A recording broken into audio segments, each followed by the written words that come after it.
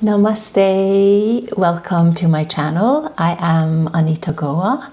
Have you ever wondered all of the claims that are being made by teachers, myself included, and the media, how amazing yoga is pretty much for everything?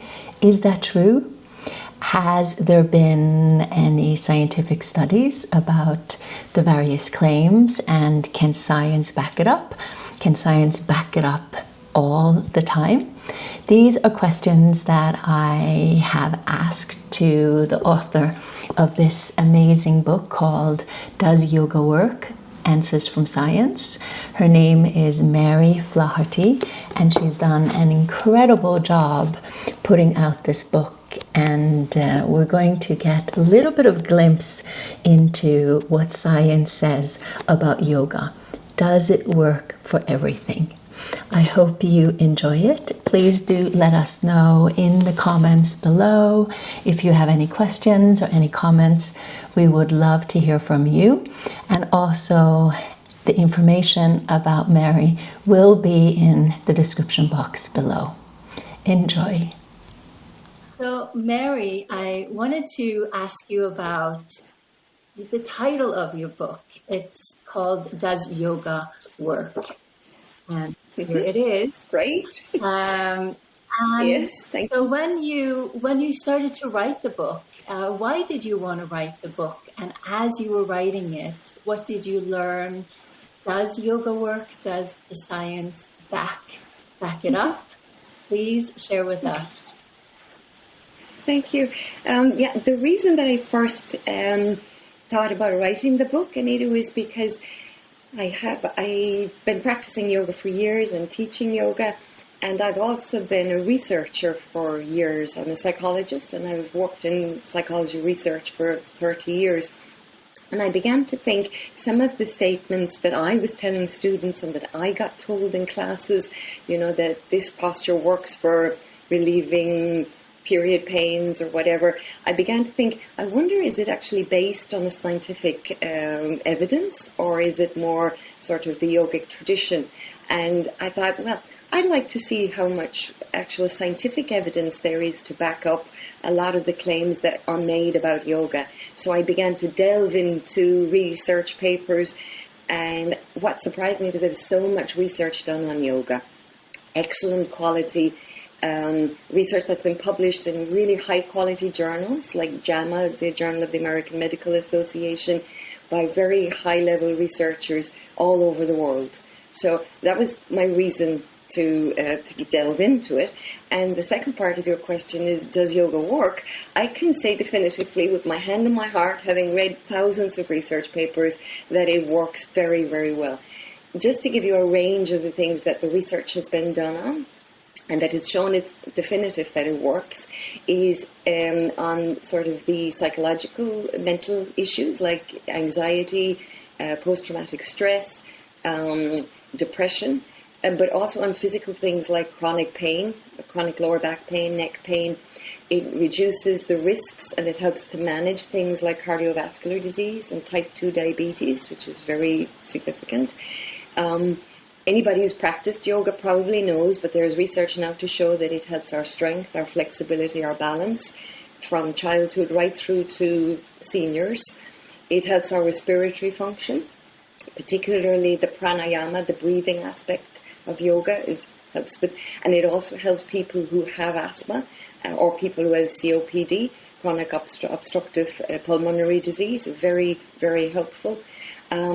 It helps with sleeping problems, but only in healthy people. The research on cancer survivors and on women who are menopausal and who have problems with sleep, there's no evidence to show it helps with their sleep as yet.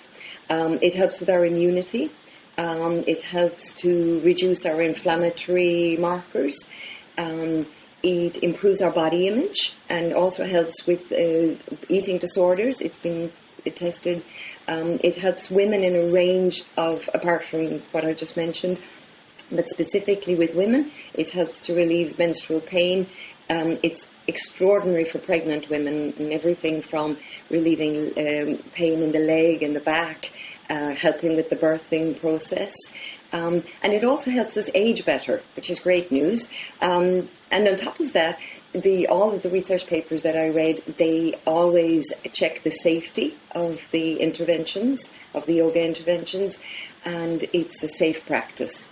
However, the things that we don't have evidence for and that didn't show that yoga works in the research that's been done so far is that I couldn't find any evidence that it helps with improving fertility. There's no evidence, there's no strong evidence that it helps children with ADHD or autism spectrum. The evidence on helping women with endometriosis is not strong as yet. And there's very little evidence on a number of conditions as to whether yoga helps things like multiple sclerosis, dementia, epilepsy, irritable bowel syndrome, and the number of psychotic disorders like schizophrenia. The evidence is very, very, it's very little. We couldn't with our hand and our heart say that it helps those issues. So just to give you an overview, I would say, yes, yoga works, but there's still lots to be done. Okay, good. Well, and also if you do get the book, she goes through basically everything that she has just summarized right there in a very nice way. So if you want a little bit more detail about it, then we can, of course, get the book, which I highly recommend because there's so much in that book. It's an incredible piece of work that Mary has gifted, I feel, to the world.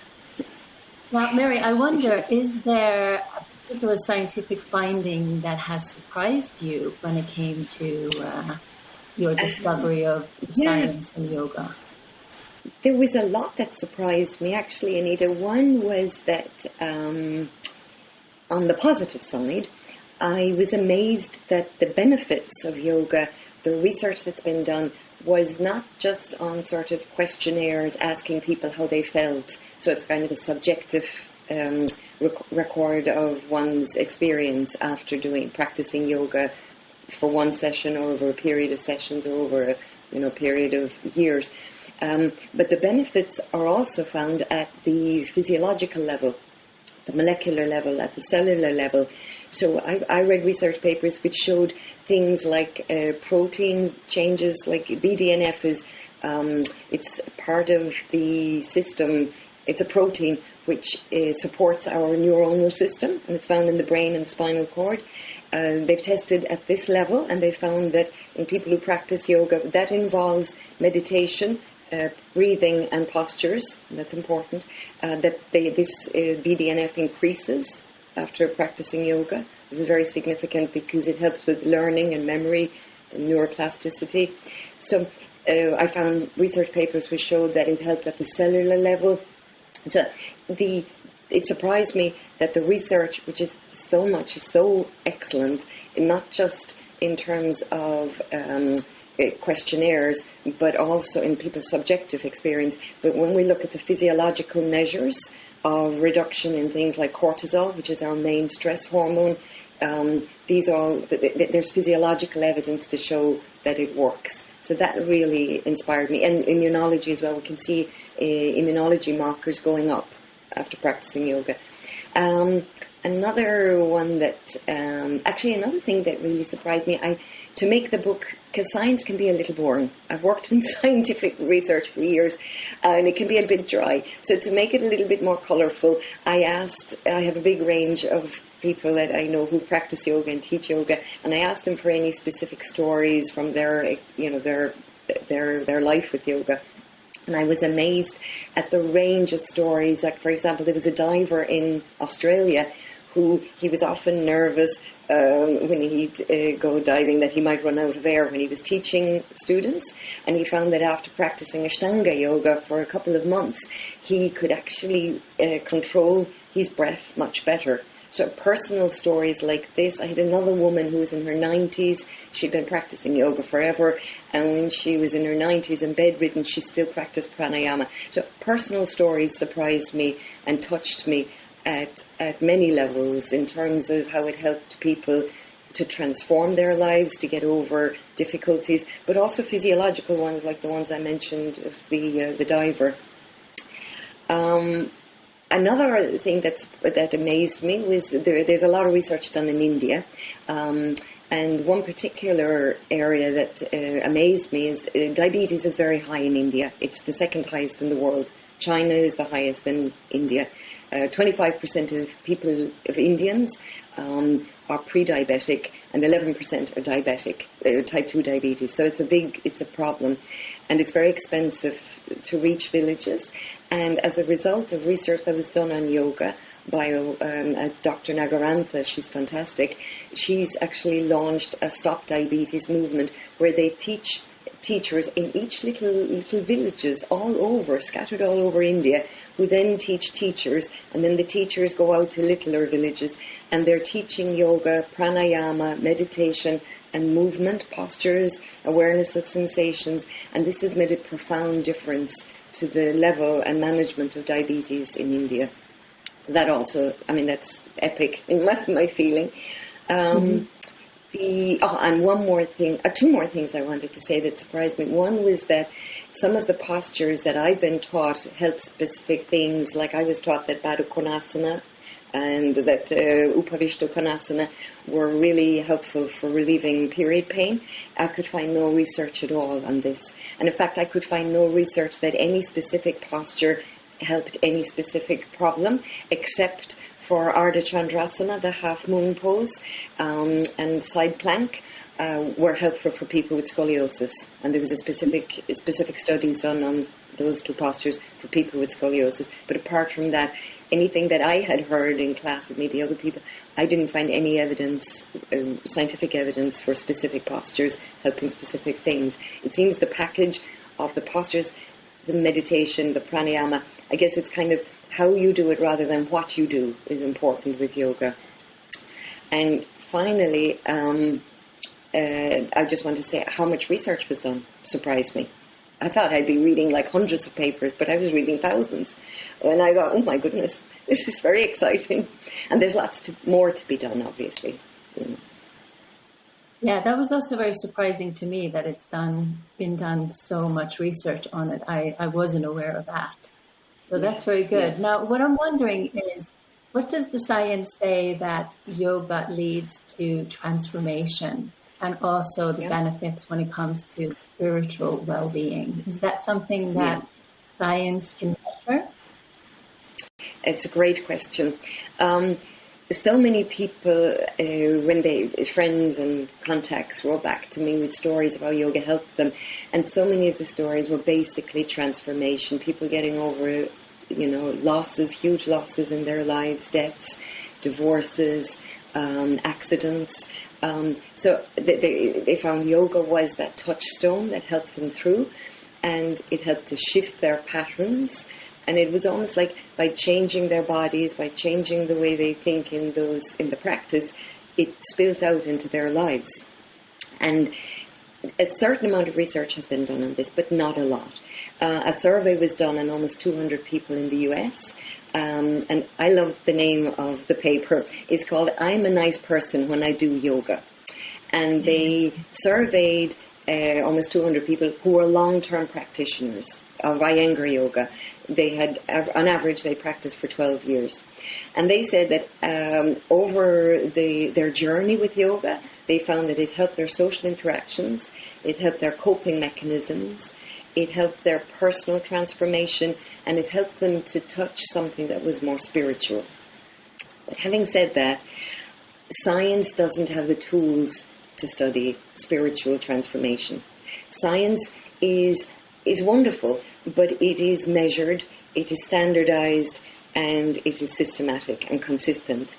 And when we're talking about something like yoga that is holistic, that is spiritual, that is something, there's a lot of subtleties involved.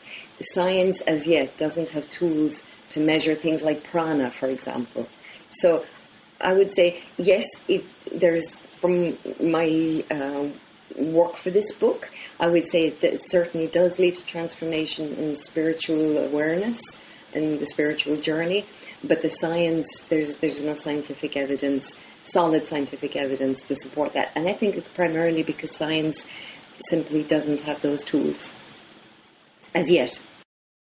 Who knows? As yet. Yes, exactly. And what does science say about yoga helping society? Because I always say to my students that we are practicing for ourselves. First and foremost, yoga is a practice, to better ourselves and to become more aware as human beings. But it's not a selfish practice in that we just keep it to ourselves, Yeah, but we want to extend it out to the world. But yeah, does it yeah. really make a difference in society?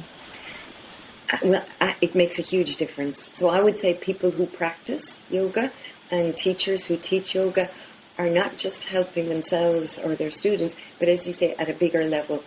I mean, throughout the lifespan, the research that's been done on children, right through to seniors, sedentary and active in their home and in nursing homes, it helps everything from flexibility, balance, cognitive abilities. In children, it reduces bullying. It actually even increases their academic performance because it helps them to focus their attention. And through into later life, helping with things like balance and cognitive function, and also social interactions and community. One theme that came through quite a bit was the importance of community with yoga, and because you're meeting like-minded people, or people, for example, research that was done on people who had suffered from sexual abuse when they were in a yoga situation where everybody else was in the same situation. Sense of almost group support, almost like group therapy, to be honest with you. It was tremendous. And also in elderly people, when they were in classes with other elderly people, it helped them to share, and so that was an extra add-on for them. It also, I think, gives people a moral compass. In this day and age, very often a lot of people may be a little bit lost with finding that compass as making decisions. And I think the yamas and the niyamas and so on aspect of yoga, it seems to give that sort of enhanced experience. In the workplace, and this is kind of in terms of productivity and cost effectiveness, two areas that the research was done on again and again was chronic back pain, which is costs companies an enormous amount every year, and stress. They're the two main reasons for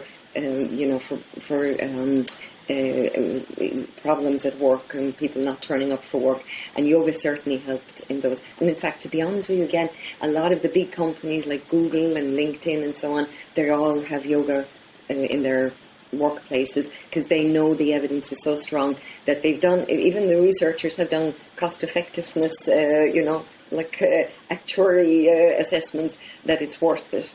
And actually on that as well, because it increases vagal tone, we see a lot more people who practice yoga, again over a longer period of time, they begin to see that they feel more interconnected to other people, and that's a huge benefit for society.